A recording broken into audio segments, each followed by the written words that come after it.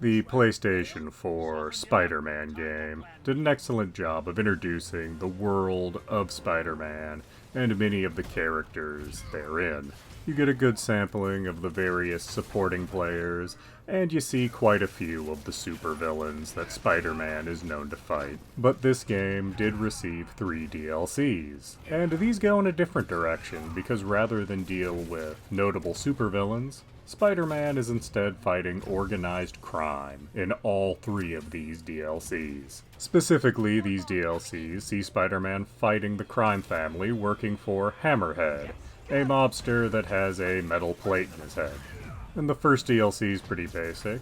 Spider-Man's on-again, off-again romantic interest, the Black Cat, is having some trouble with the Mafia. And of course, she cons Spider-Man into helping her out with this whole situation. And that's all well and good and seems very much in tone with the base game. But the next 2 DLC packs are both more directly dealing with Hammerhead and his crime family. And in these, Hammerhead is stealing a bunch of high-tech weapons and armor to equip his men with. So we suddenly go from Spider-Man fighting the Mafia to Spider-Man versus Crackdown. Remember Crackdown back on the Xbox 360?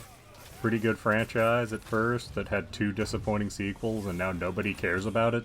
Apparently Sony remembers Crackdown because they want their superhero franchise to beat up on the Xbox superhero open world franchise. And as DLC 2 and 3 go on, stuff starts getting pretty weird. Hammerhead himself just becomes a head on a robot body, which you think if his head was all that was left, he'd wear a helmet or something. I understand he's got like a metal plate in his head, but you think a helmet would just add a little extra protection for the gentleman? Because guess what? When you have to fight him as a boss, his weak spot is his head.